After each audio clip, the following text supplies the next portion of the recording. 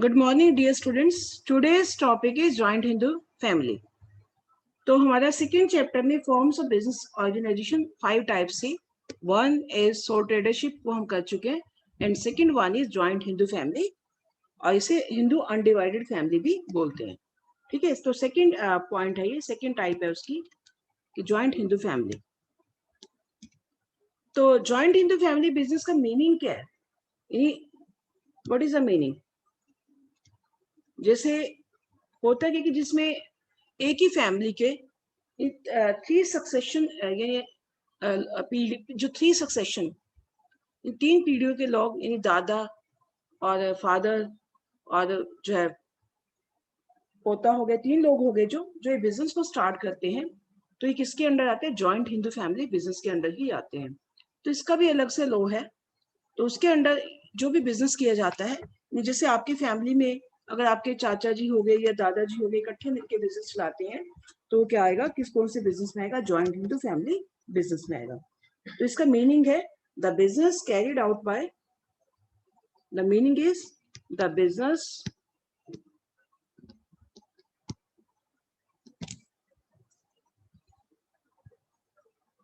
carried out by the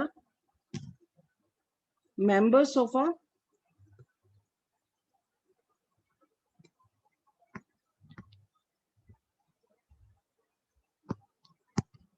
Hindu undivided family। हमारी India में अभी भी ऐसा जो ट्रेंड चल रहा है कि जितनी भी फैमिलीज हो, अनडिवाइडेड फैमिलीज है, हिंदू लॉ के अंडर आता है, जो मिलकर बिजनेस को चलाते हैं। यानी the business carried out by the members of a Hindu undivided family is known as joint Hindu family business, is known as joint Hindu family. मैंने JHF लिख दिया, बिजनेस आप पूरा लिख लेना, जॉइंट हिंदू फैमिली बिजनेस। यानी ये बिजनेस जो है हमारा कोई इंडिविजुअल कंपनी लॉ के अंडर नहीं आता, इसका एक सेपरेट लॉ है। तो कौन सा लॉ है? हिंदू सक्सेशन एक्ट 1956 के अंडर गवर्न किया जाता है। तो इसका मेन जो इसको पॉइंट लिखना है, इट इज गवर्न, जो यानी जो हमारा हिंदू लॉ है, जो जॉइंट हिंदू फैमिली बिजनेस है, किसके अंडर आता है? It is govern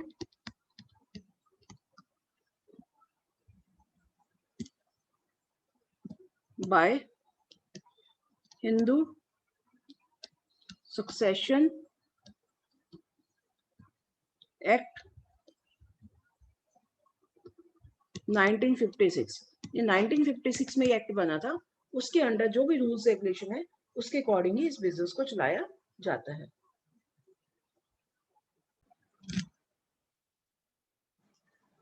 There are two conditions for existence of joint Hindu family business। इसकी दो कंडीशंस है, यानी इसमें कंडीशंस क्या है? एक तो इसमें ये कहा जाता है कि इसमें सिर्फ मेल मेंबर्स ही फैमिली में बिजनेस को चला सकते हैं, यानी फीमेल मेंबर्स नहीं चला सकते। बट अब अमेंडमेंट हो चुकी है, वो भी मैं भी बताने जा रही हूँ कि पहले क्या था कि जो 1956 के अंडर हिंदू सक्सेशन एक्ट जो बनाया गया था, उसके अंडर कंडीशन थी minimum 2 male members must be there in the family. कम से कम 2 मेल मेंबर होने चाहिए। राइट इट डाउन बेटा, मिनिमम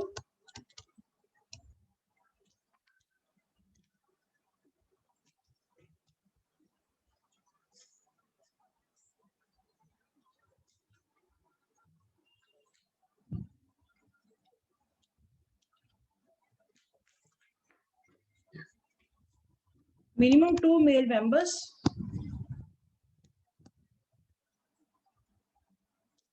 must be there। कम से कम 2 मेल मेंबर होने चाहिए इन द फैमिली, तभी बिजनेस चल सकता है। बट आजकल जो अमेंडमेंट हुई है अभी बताती हूँ मैं क्या है। उसके बाद सेकंड कंडीशन क्या है?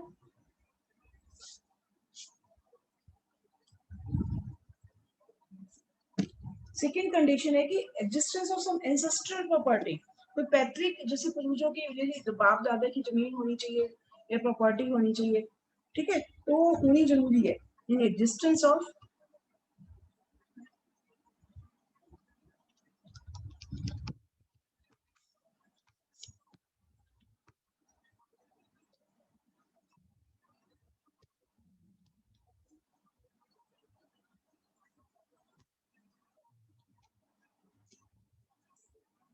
स्पेलिंग बेटा ये जो है ना एस नहीं आएगा, एंसेस्ट्रल प्रॉपर्टी,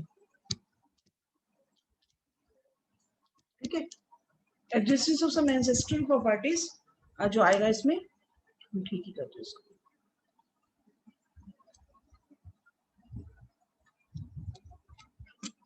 ओके, कुछ एंसेस्ट्रल प्रॉपर्टी होनी चाहिए तभी जॉइंट हिंदू फैमिली बिजनेस चल सकता है। बट अभी मैंने बताया कि इसमें एक सबसे बड़ी बात ये कही जाती है कि जो बिजनेस को चलाने वाले मेल मेंबर्स ही होते हैं। पहले हमारे लॉ में था कि सिर्फ मेल मेंबर्स ही जॉइंट हिंदू फैमिली बिजनेस को रन कर सकते हैं, ठीक है, फीमेल मेंबर नहीं कर सकती थी। सिर्फ मेल मेंबर्स को ही प्रॉफिट, बिजनेस की प्रॉफिट लेने का राइट था, फीमेल मेंबर्स को नहीं था। और जो इसके यानी इसमें एक दो और भी लिख देते हैं, यानी मेन जो इसमें पॉइंट डाल दो बेटा, ओनली मेल मेंबर्स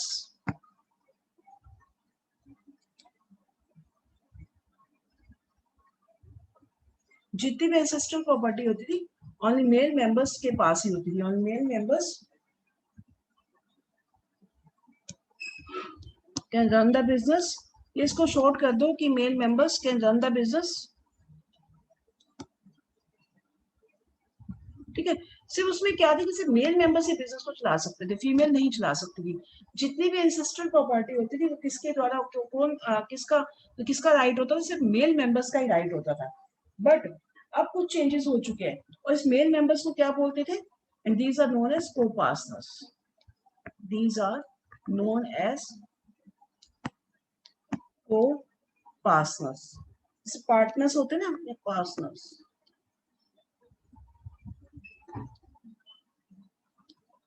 ठीक है, PCOPARCENERS,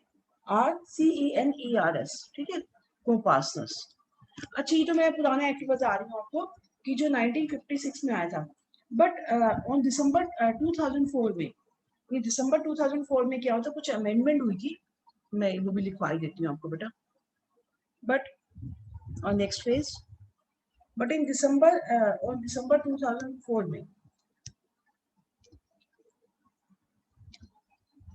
क्या कुछ अमेंडमेंट की गई थी कि तो गलत है ना कि सारा कुछ ही मतलब मेल मेंबर्स को दिया जाए। तो इसमें कुछ अमेंडमेंट की गई थी हिंदू सक्सेशन एक्ट में, कुछ इसमें अमेंडमेंट्स की गई थी। और अमेंडमेंट्स क्या थी कि अब ऐसा नहीं है, अब मेल एज वेल एज, जो अमेंडमेंट की गई थी, male as well as female दोनों ही इस बिजनेस को चला सकती हैं। मेल्स और फीमेल्स दोनों ही बिजनेस को चला सकते हैं, रन कर सकते हैं। तो जो 1956 में जो राइट था सिर्फ मेल मेंबर्स को था, बट 2004 में जो बिल में अमेंडमेंट की गई थी उसमें था कि मेल और फीमेल दोनों ही बिजनेस को रन कर सकते हैं। पहले क्या था बेटा, पुराने जमाने में इसको ना दो पार्ट्स में डिवाइड किया गया था, एक दाया भाग था, एक मिताक्षरा था। ये मैं बता ही देती हूँ मैं आपको, टू पार्ट्स में डिवाइडेड था, थोड़ी नॉलेज के लिए। दाया भाग, हिंदू सक्सेशन एक्ट में टू पार्ट्स में डिवाइडेड था, दाया भाग और मिताक्षरा।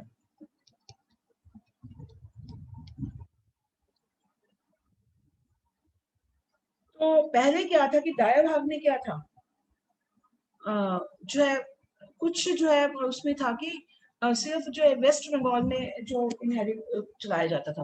वेस्ट बंगाल क्या है बेटा, वेस्ट बंगाल में क्या था कि male as well as female दोनों मेंबर्स ही बिजनेस को चला सकते हैं बेटा, वहाँ ऐसा था, ठीक है। वेस्ट बंगाल में सिर्फ एक ऐसा, पूरे इंडिया में एक ही स्टेट थी कि जिसमें मेल और फीमेल में से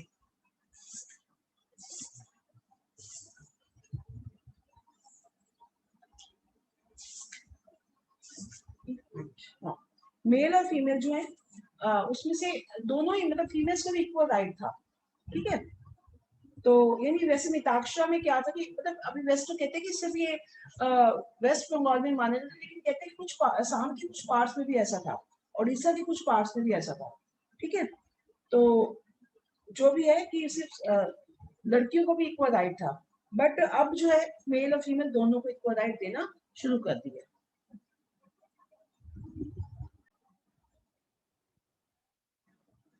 In this chapter, you have to do only one question: features, characteristics और nature of joint Hindu family business. मैं ऑलरेडी आपको बता चुकी, फीचर्स को नेचर भी बोला जाता है, कैरेक्टरिस्टिक्स भी बोला जाता है। कुछ भी आ रहे तो same answer will be there. The point one is formation. अब इसकी फॉर्मेशन कैसे होती है, ये जॉइंट हिंदू फैमिली बिजनेस की फॉर्मेशन कैसे होती है। मानते हैं कि जैसे एक मेल मेंबर ठीक है। बिजनेस में कोई भी एंसेस्ट्रल प्रॉपर्टी है, मेल मेंबर है, उसमें कम से मिनिमम 2 मेल मेंबर्स होनी चाहिए, तो बिजनेस को स्टार्ट कर सकते हैं। नाउ राइट इट डाउन बेटा। In joint Hindu family business,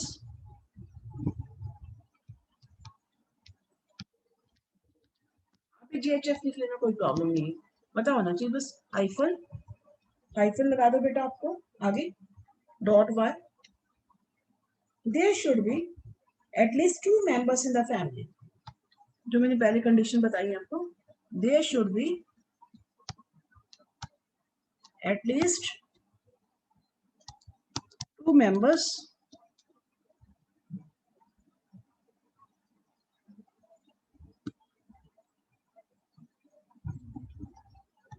in the family. और क्या होनी चाहिए, एक तो 2 मेंबर होने चाहिए, और क्या होना चाहिए, अभी मैंने बताइए देखो प्रीवियस पेज पे, और existence of some ancestral property, यानी दोनों कंडीशन होनी चाहिए।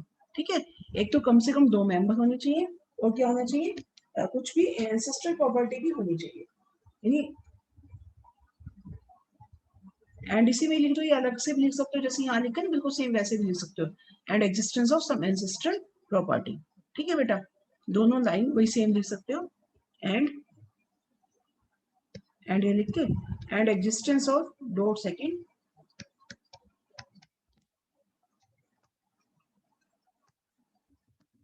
सम एंसेस्ट्रल प्रॉपर्टी। ठीक है, कम से कम 2 मेंबर होने चाहिए, और एंसेस्ट्रल प्रॉपर्टी भी होनी चाहिए, यानी अगर प्रॉपर्टी होगी पूर्वजों की तभी तो बिजनेस चल पाएगा। ठीक है, कम से कम 3 सक्सेशन, 3 पीढ़ियां इसमें आनी चाहिए। ठीक है बेटा, 3 पीढ़ियों के लोग आने चाहिए। ठीक है, उसके बाद देखिए, business doesn't require any agreement, कोई एग्रीमेंट नहीं होता बेटा, जैसे पार्टनरशिप करनी है तो उसमें एक एग्रीमेंट लिखा जाता है, तो उसमें कोई भी एग्रीमेंट नहीं होता, and no agreement is there, no agreement as membership by birth. जैसे एक मेल मेंबर अपनी फैमिली में जन्म लेता है, अब तो मेल कह ही नहीं सकते, male as well as female, no agreement as membership is by birth. ठीक है, कोई भी इसमें एग्रीमेंट नहीं होता, मेंबरशिप कैसे कैसे होती है, बर्थ, जैसे मेल या फीमेल यानी सन या डॉटर फैमिली में बर्थ लेते हैं, वैसे ही वो अपनी फैमिली के जो पार्टनर बन जाते हैं। ठीक है, और किसके अंडर आता है, it is govern by the Hindu succession act 1956, and fourth dot is it is govern by Hindu succession act 1956।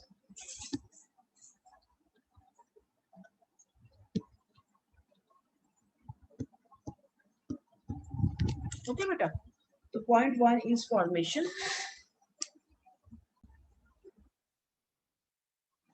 Now second point is liability. अब इसमें क्या बताने की, जो इसमें मेंबर्स की लायबिलिटी कितनी होती है, लायबिलिटी मतलब कितना उसे देना है, अनलिमिटेड है, लिमिटेड है। तो कि बच्चे इसमें 2 तरह के मेंबर्स होते हैं, एक तो हेड ऑफ द फैमिली, जो हेड ऑफ द फैमिली होता है, जो बिजनेस को मेन चलाता है, तो उसे कर्ता बोलते हैं, कर्ता, KARTA TA सॉरी, कर्ता। और जो बाकी मेंबर्स होते हैं, ये हेड, जैसे हम कहते हैं कर्ता धर्ता, कई बार हम बोल भी देते हैं हमारी फैमिली के कर्ता धर्ता ये है, हमारी हिंदू में वर्ड में यूज भी होता है, ये कर्ता मतलब जो सब कुछ करता है। ठीक है, मतलब जो हेड ऑफ द फैमिली, इसे बोलते हैं हेड ऑफ द फैमिली।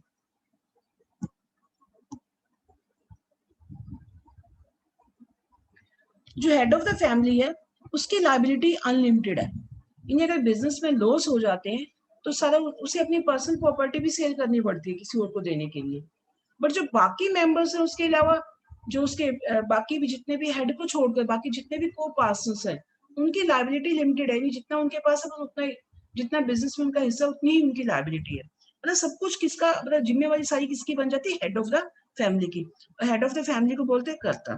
ठीक है, नाउ राइट इट डाउन बेटा, द लायबिलिटी ऑफ कर्ता इज अनलिमिटेड, हाइफन डाल के लिखो बेटा, द लायबिलिटी ऑफ कर्ता कौन है, head of the family, the liability of कर्ता, कर्ता की लायबिलिटी क्या है बेटा, अनलिमिटेड है बेटा। मैं इरेज कर देती हूँ।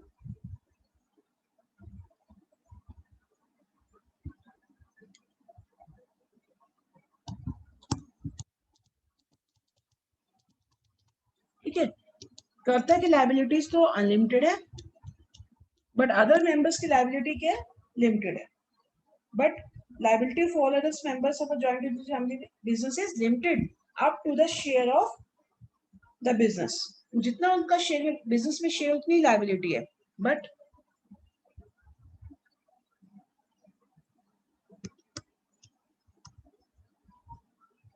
the other members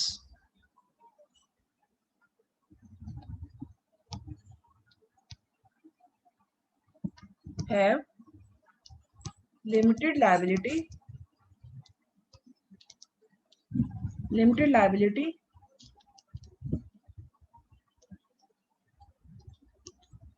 in business. ये बाकी मेंबर्स की लायबिलिटी क्या है बेटा? लिमिटेड है। ये जितना उन्होंने बिजनेस में शेयर डाल रखा है, लिमिटेड लायबिलिटी इन बिजनेस, जितनी भी उनकी मतलब जितना शेयर है बस उतनी उनकी लायबिलिटी है। बट अब कर्ता के लिए क्या है? अब मेन की कर्ता को तो सबसे ज्यादा लॉस उसी को ही होता है बेटा, बेनिफिट भी उसी को होता है, लॉस भी उसी को ही होता है।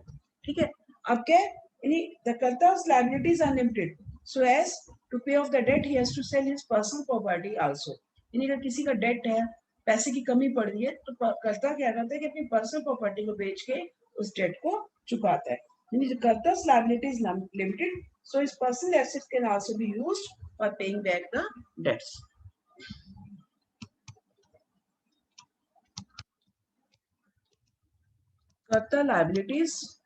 कर्ता's liability is unlimited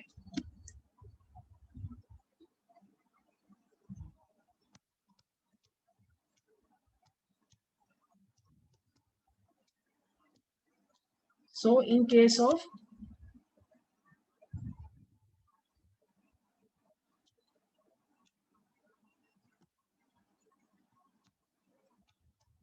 paying debts, his personal property can be used.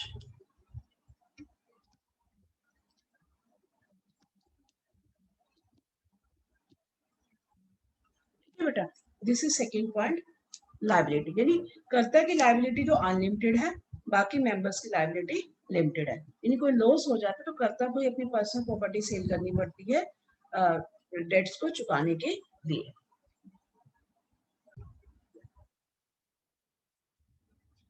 Third point is control. Understood है कि सब कुछ जब सभी लायबिलिटीज हेड की है कर्ता की, तो कंट्रोल भी उसी का ही होगा बिजनेस में, कि बाकी मेंबर्स को कोई भी कंट्रोल नहीं होगा। Joint inter family business is managed and controlled by the head of the family, that is known as karta. ये सीनियर मोस्ट मेंबर ही जो उस बिजनेस को चलाएगा। यानी the joint inter family business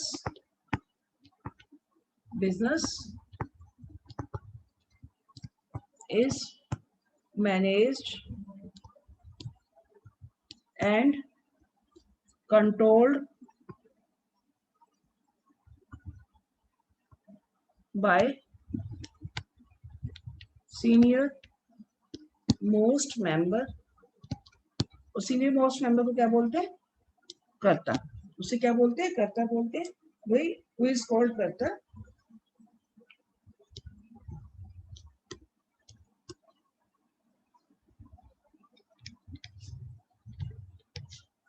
वही उसे मैनेज करता है।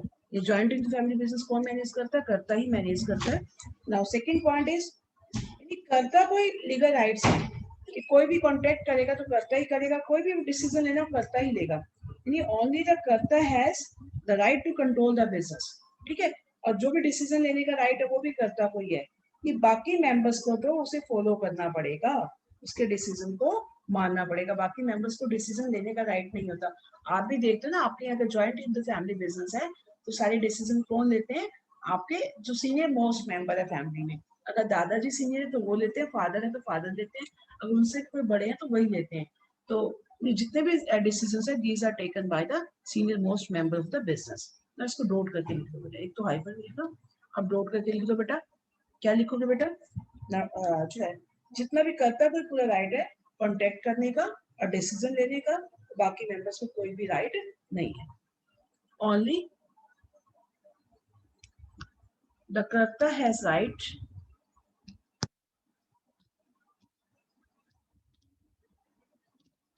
RIGST right to take decisions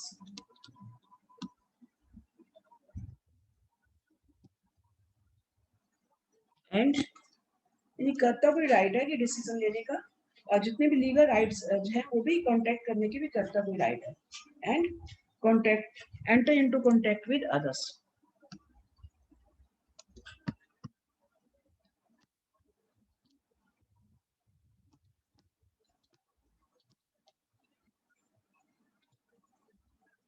बाकी किसी मेंबर को कोई राइट नहीं है। Other members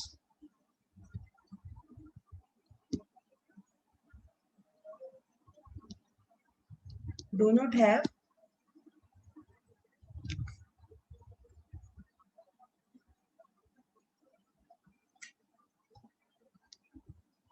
right to take decisions। ठीक है, जो बाकी किसी मेंबर्स को डिसीजन लेने का कोई भी राइट नहीं है।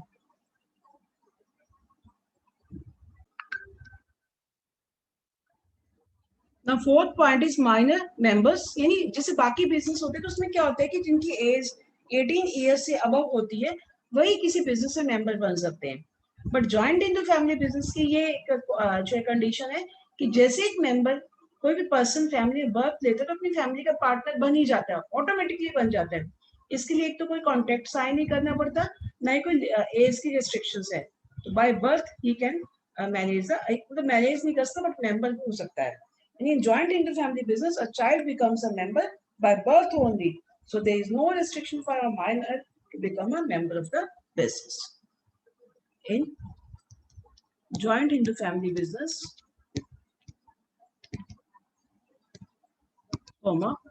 a child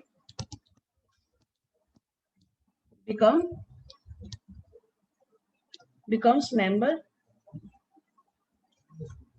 by birth, यानी बर्थ से ही मेंबर बन जाता है वो, जैसे बर्थ लिया तो मेंबर बन जाएगा। यानी so there is no restriction for a minor to become a member of the business. यानी बर्थ लेते ही, यानी खाली बर्थ लेने से ही मेंबर बन जाते हैं। सो इसमें कोई एक्सप्लेनेशन ज्यादा देने की जरूरत नहीं। So there is no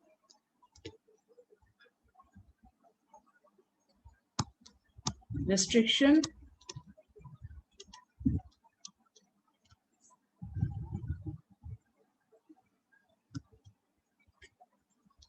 for a minor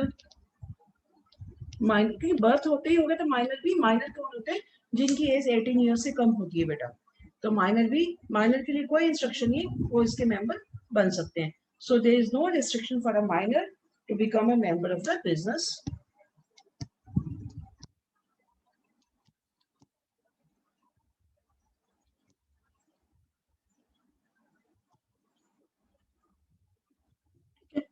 तो आज आपके 4 पॉइंट्स हो गए फीचर्स के। एक तो आपने करना है, वापस चलते हैं। First, joint into family business meaning, and it is governed by the Hindu Succession Act 1956. After that, इसकी दो कंडीशंस है, एक तो एटलीस्ट 2 मेल मेंबर्स होने चाहिए and existence of some ancestral property होना चाहिए। ठीक है, और इसमें पहले क्या था कि सिर्फ मेल मेंबर्स ही इसमें बिजनेस को चला सकते थे, और जो बाकी मेंबर्स को को पार्टनर्स कहा जाता है बेटा। एंड कुछ इसमें 2004 दिसंबर में अमेंडमेंट की थी। पहले क्या होता था कि सिर्फ मेल ही बिजनेस को चला सकते थे, male as well as females दोनों ही इसके पार्टनर बन सकते हैं। तो पहले क्या था, दाया भाग था, मिताक्षर, दो सिस्टम थे हिंदू अनडिवाइडेड फैमिली के। दाया भाग में क्या था, जो कि वेस्ट बंगाल में एप्लीकेबल था और कुछ असम के पार्ट्स में था, जिसमें क्या था कि भी इसमें male as well as female दोनों ही मेंबर होते थे। मिताक्षरा में बाकी पूरे कंट्री में होता था, इसमें से मेल मेंबर्स ही पार्टनर होते थे। बट अब देयर इज नो डिस्ट्रिक्शन, अब इसमें कोई भी डिफरेंस नहीं रहेगा। ठीक है, अब तो सभी पूरे कंट्री में एक ही लॉ है कि male as well as female, son और डॉटर दोनों ही को-पार्टनर्स बन सकते हैं। और फिर इसकी फीचर्स रही, first is formation, second one is liability, and third one is control, and fourth one is minor business members. तो पूरा टॉपिक आज अपने कंप्लीट नोटबुक में लिखना भी है और रिवाइज भी करना है। Thank you and have a nice day.